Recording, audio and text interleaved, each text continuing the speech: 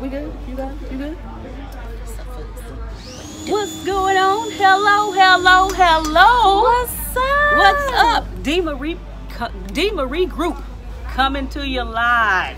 Listen, welcome to episode 1 of I'm a Business Man. Okay, I am Grace. This is Deanna. That's it. And we make the D. Marie Group. Woo! Listen, we got it. That's it. Whoopty whoopty whoop. That's how we do. We have a phenomenal guest, a phenomenal person for this episode. For all of these episodes, it's gonna be off the chain. You know him, don't you? My Baptist came out. I just had to do that. I'm sorry. It's okay. It's okay. Okay. Y'all know who he be. Okay. Y'all know all about him. That's it. Y'all see him everywhere. That's it. Don't worry about the noise in the background. We got this. That's it. That's it. This I'm a business. Oh, my bad. No. You got it. I'm a business man. It's based on Antonio T. Smith Jr. and his day-to-day life. And in this episode, we just gonna ask him a question and see if we can get him stumped up on something, because you know he knows everything. We just want to get not know everything. Well, we're just gonna ask him a question just for this first episode, but stick with us, because you never know what's going to happen in the day, in the life of the business of Antonio T. Smith Jr., because he is a business man. Here we go. Mr. Smith. Yes, ma'am. Junior. Yes, ma'am. When did you consider yourself a success? Enlighten us. I still don't consider myself a success. What is success is not my definition of success. I have this program that I put people through, or what I put myself through. And imagine yourself dead. It's okay, you can imagine yourself dead, it's all good. And in the deadness of your, y'all don't want to. I'm good. Okay. I'm good. No, don't do that. Don't do that. She's dead. And so both of y'all get dead. There you go. They're dead. All right. So imagine yourself dead, and in the deadness of yourself, it works like this. There is a group of people at your funeral, and all these people at your funeral, but the people you love the most, it's not that many. Okay, it's not that many. Even though you're great, you don't have that many people that you love the most. And in the loveness of the most, they're going to say something about you. For me, it's 3 to 4 people. And whatever they say about you is what is success for you. Just imagine that for a second. Maybe it's your coach, and your coach says, oh, she was coachable. Or maybe it's your spouse, and your spouse said, well, this is the greatest spouse on planet Earth, or however that may have you. For me, I have not achieved the things that I want people to line up at my funeral and say about me. Just because I have reached, or actually surpassed, the levels of success that society has, does not mean that I view myself as successful. And it's not a low self-esteem thing. This is just me fully understanding that I want a level of success that is specific to me. One of these things is the greatest leader alive. Although I'm a fantastic leader, I'll toot my own horn. Toot, toot, right? Fantastic leader. I haven't taken my entire team to the level of prosperity that each of them want. They're in prosperity, just not in the level of prosperity that each of them want. They still have goals. And then the still have goalness of themselves, I have not reached a level of success. Is that fair? Yes. Seems fair to me. All right. All right. Also, I am not a billionaire yet, okay? That's actually number 2 on my list. Okay, go to my next question. It's number 2 on my list, okay? And in the number 2-ness of my list, you want to come out? She's coming out? Oh, yeah. Hold on. Oh, see, look, that's a sales call happening right now. Hey, okay, you're the recording. We're on the recording. Hey, how's it D. going? Marie Group, there she is. You got to look at that camera now. Hey, there we go. Now go over there and hang with them.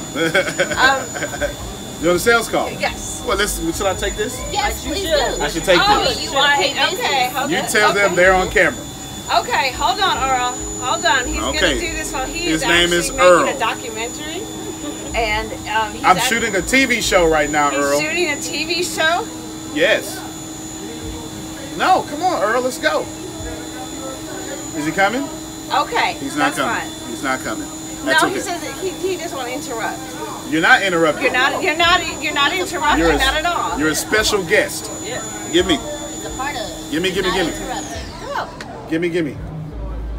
Okay. Okay. See, that's not. Don't worry about it. You go back. You go. Don't even worry about Okay, it. we can schedule tomorrow. All right, we'll schedule tomorrow. That's okay. Ladies and gentlemen, don't let your righteousness keep you in poverty. My Lord. That's not this episode. But my man could have got whatever he wanted. Right? Let your righteousness keep you in poverty. Get what you want, take what's yours. Greatest leader alive and have $1 billion. Now for me, it's not about money. But I want to give 80% of that money back for people who grew up like me. So I am not a success.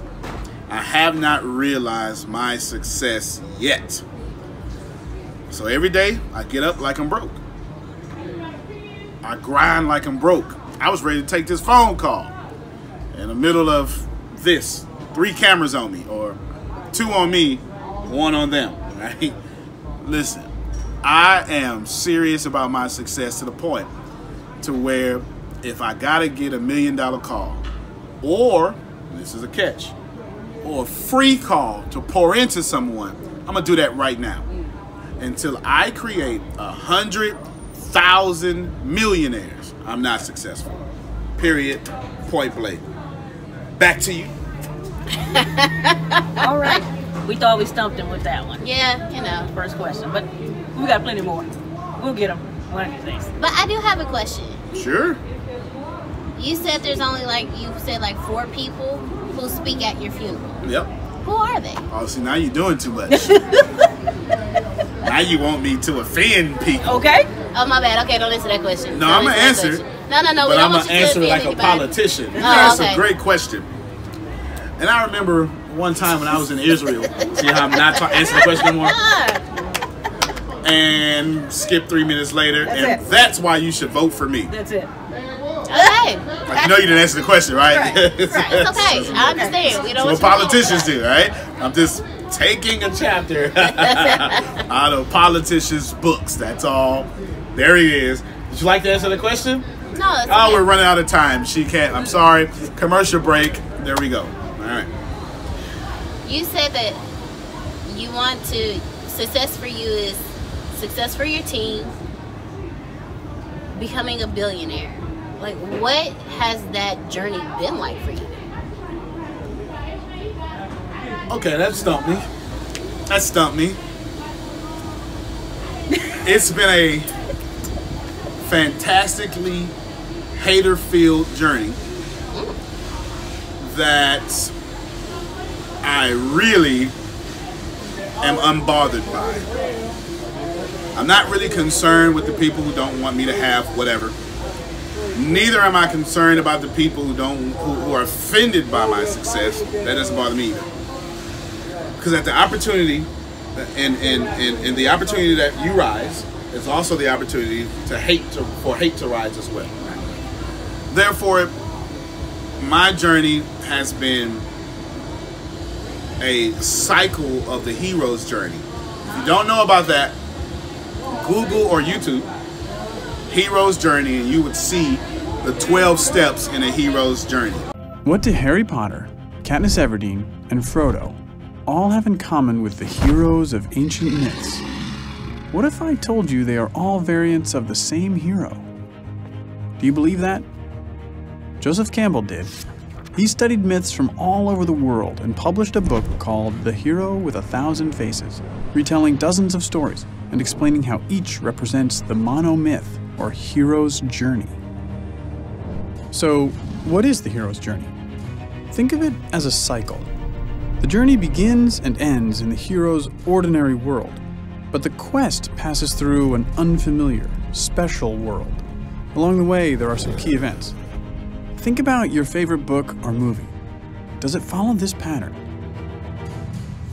Status quo, that's where we start. 1 o'clock. Call to adventure. The hero receives a mysterious message. An invitation? A challenge? 2 o'clock. Assistance. The hero needs some help. Probably from someone older, wiser. 3 o'clock. Departure. The hero crosses the threshold from his normal, safe home and enters the special world and adventure. We're not in Kansas anymore. 4 o'clock. Trials. Being a hero is hard work. Our hero solves a riddle, slays a monster, escapes from a trap. 5 o'clock. Approach. It's time to face the biggest ordeal, the hero's worst fear. 6 o'clock.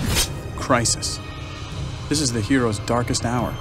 He faces death and possibly even dies, only to be reborn. 7 o'clock. Treasure. As a result, the hero claims some treasure, special recognition, or power. 8 o'clock. Result. This can vary between stories. Do the monsters bow down before the hero, or do they chase him as he flees from the special world?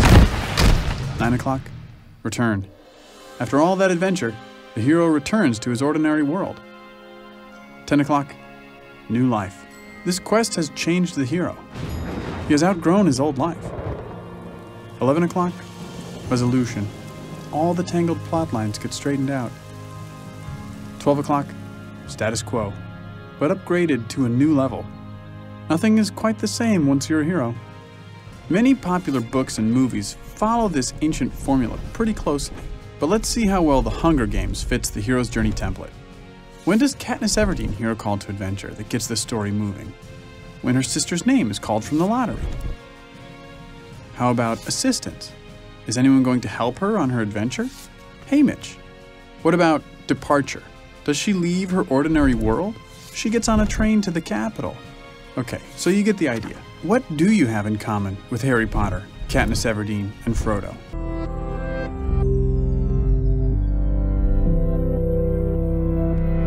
And in these 12 steps, you'll find out my journey, because it's been exactly like this. The hero starts off normal, and the hero gets separated from his normal, or his or her normalcy, and then it's then called into some sort of action, and then it's almost killed or dies, etc., etc., etc. I didn't make that up. Someone famous made it up. I can tell you right now, and I want to tell you, but I won't, because I'm going to make you go find out for yourself. Fair enough? Okay. Fair enough. We're having a good time out here, y'all. Okay. Yeah, we're actually in something. We're actually in something. I own some stuff, right? That's it. Okay, so there's customers outside of what I own. That's it. And that happens. Okay, you got salespeople, customers, 2 publicists. I'm living the life. I am. You are. I am. Okay, you got another stumping question? That one actually got me. I stumped That's it. the billionaire ATSGR. That's Junior. Antonio T. Smith. I stumped him. Today is October 29th, 2018. Yes, October 29, 2018. Antonio T. Smith Jr. was stumped. That's it. I think I do have another question for you, though. Let it fly. Will you ever reach the level of success you're looking for, and not in the aspect of Damn I've right I made will. it? You know how to finish? Okay. Damn right I will. Of course I will. Because I'm hungry. I'm compulsive. I write something down. I kill it. And I don't stop until I kill it. So I'm going to reach it.